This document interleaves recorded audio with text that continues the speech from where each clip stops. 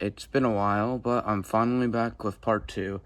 Thank you all for being patient. I know this definitely is going to take a while for me to make, but I'm mostly happy to be back. A lot of things sort of just happened with Christmas. I got sick for a while, and I got some new stuff I hope to show you. So, yeah, let's get right into it. Alright, so we're not really going to go in any particular order, but I think in order and where I got them. So the first one I'm pretty sure I got was this Hudson. This Hudson I think I got back when the old layout was still put up. Unfortunately, I don't have any pictures with it, but so far, even when it's aging, it's a pretty good runner. It still is able to pull, sounds pretty good. I will admit it does look very tiny compared to my other scale engines. I hope to upgrade it to a K-line engine, but yeah, overall, not too bad. Alright, so next is number 15, which it was, I think, the second locomotive that came after the Hudson, and overall, it's pretty good. Even though it's a bit aged now, it still holds up. I will admit some features, like some of the electro couplers, don't come on exactly, but it's not too bad. It's just, like, it's aging, and overall, I would say pretty solid. Very good in switching. Alright, so the next one after these three was the 280.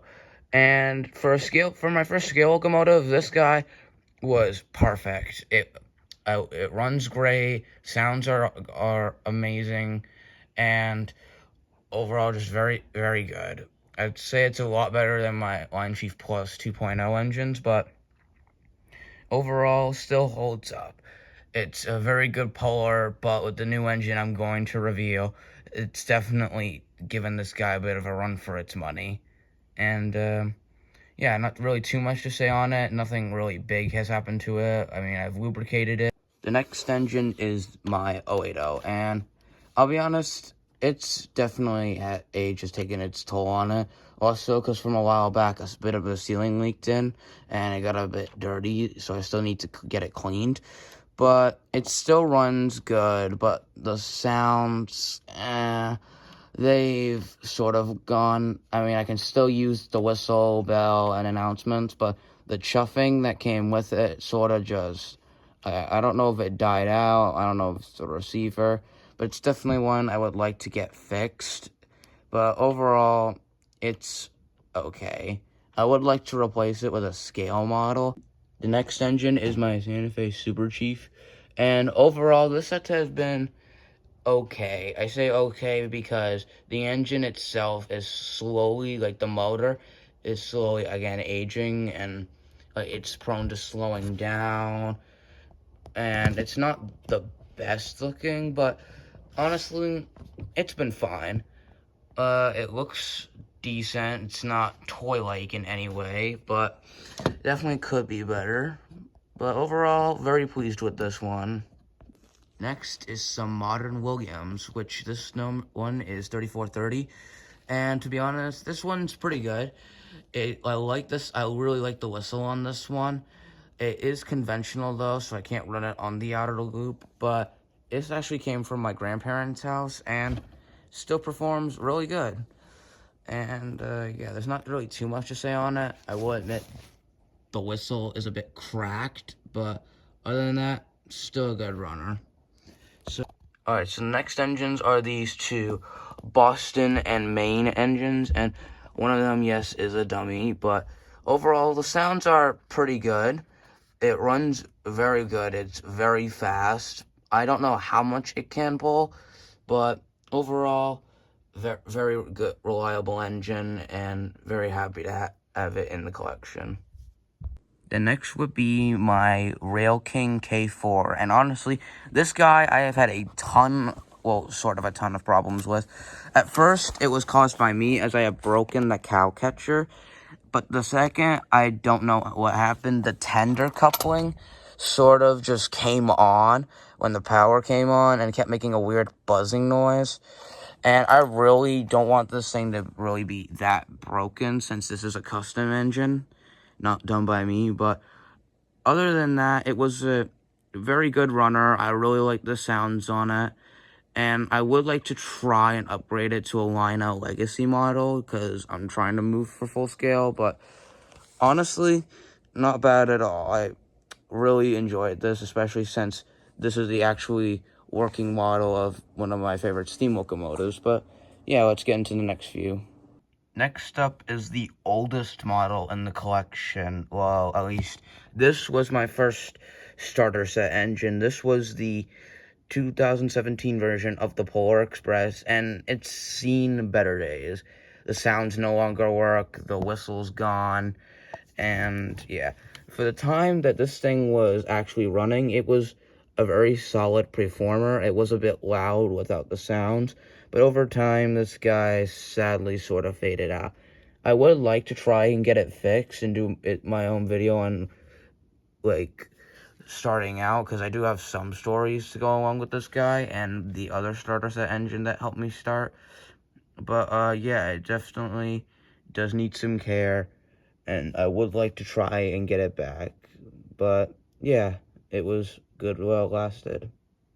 Next is this Lionel Line Chief Plus 2.0 757 Berkshire from one of the freight sets, and so far this model has performed beyond what I've expected. This thing can, I think, pull around 30 something cars, and it's definitely a very, very good puller. I don't use this a ton, as this thing looks puny compared to some of the other engines that are supposed to be bigger than it, but when it does get put out, it definitely exceeds my expectations. A very good runner. I would try to upgrade it to like a more scale engine, but my curves aren't exactly the less tight for it. So yeah, also because one of the railings on it is a bit, well, actually it's on this side. If you can see that, it's not really secured all the way. I think that was from when it was being transported. But yeah, even with that, still very solid, great detailing, and yeah, very nice. The next is my other starter set engine that helped to get me started, which was the Lionel Lines 20, I think it was the 250th anniversary engine. I got this back when it first came out during COVID. And to be honest, this is a very, very solid runner. I didn't give it too much runtime. I think some of the sounds also failed with it, even though the, like, hook on it isn't exactly as worse as the Polar Express. I don't run this guy too much, but honestly, it's very solid. I would like to try and get it fixed up, maybe try to get the sounds back on it. But overall, it wasn't too bad, because this engine took, I think, a few months to get to my house, as I had ordered it from the manufacturer and paid way too much for this. But yeah, very happy to have it, and I would like to run it again one day beside my 2017 Polar Express. So the next two are my Lionel, Thomas, and James models. There's nothing too much really to say on them, so that's why I'm reviewing them in two. But for Thomas, he's been an okay runner. He hasn't been able to pull too much, but since this is a very small Lion Chief engine, you don't really expect him to pull too much. I think this one was the 2018 version. You may have to correct me if I'm wrong on that, but overall, still very solid. I will admit, the face is a bit I wish it was much better. The sound still puts out, but yeah, nothing really too much to say.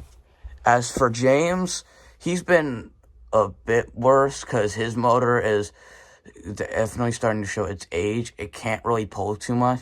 Also, because I do need to replace one of the traction tires on it.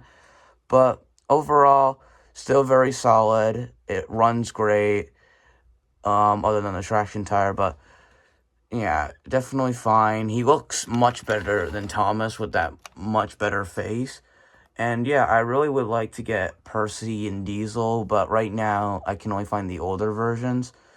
So yeah, let's move on to, we're actually getting down to the last two engines for this video. So next engine is my CSX AC, I think 44C, yeah, AC44. And so far, this guy has been okay. I don't run him too much, but definitely a very solid runner. again, it's a Line Chief 2.0 engine, so it's not bad, but I would definitely like to try and go for a scale CSX engine, as that's my favorite modern railroad. But yeah, overall, not too bad. And there's not really too much to say on it, other than, I guess, the motor's a bit aging, and it's not performing at its best. Also, because I count that the horn I sort of broke off. But yeah, very okay. I would like, again, to get a scale engine of this, but yeah, very good and solid. Next up is the New York Comic-Con engine, and so far this guy has been worth the money. It's definitely a very solid runner. I mean, I wish it did have some special sounds to it, but it looks really nice. I also found it weird that there's no number anywhere on the engine. I think they could have put like 2024 or something on it just to make it a bit more special. But yeah, overall, not too bad. I actually got this, I think, on eBay, since when I went to Comic-Con to find its booth, it had sold out by then, as well as any other special edition car. So the fact I was able to still find one of these online is immaculate, because there are only, not counting this one, I think around 49 of these, because Lionel only made 50, because they didn't know how many people would want these. But yeah, definitely very happy to have this. This is definitely, could be in the future, a very high-end collector's item. But yeah, that's really much to say to it. Okay, so the final engine I have for this video is my 44-ton switcher, and I'll be honest, even though this guy is really bulky and is not prototypical at all, it's very solid. It's a good runner. Definitely works for the very small switch yard I have it working in. All it really goes in between is the coal plant and the docks, but overall, not bad. It definitely would like a scale one, or close to scale, but it's not terrible. I also really liked the yellow U.S. Marines color on it, but yeah, if I can find something like this, I would definitely like to replace it. But yeah, right now I feel pretty content with this guy. So now let's get into the final act and final review of the final engine for this video. Alright, so it's very hard to get on camera, but this is it. This is almost the full modern collection of 18 locomotives, which, in my opinion, is very large. And the amount of steam locomotives, as right now I only have, I think, 5 diesels that are modern. But now it's finally time to reveal the 19th engine to the fleet. This is my Lionel Legacy Scale 282 Mikado. And I'll be honest, this guy, it had some troubles at the start with it derailing on one of the curves. But after a while, I was able to organize out the kinks. And now, this is a very solid performer.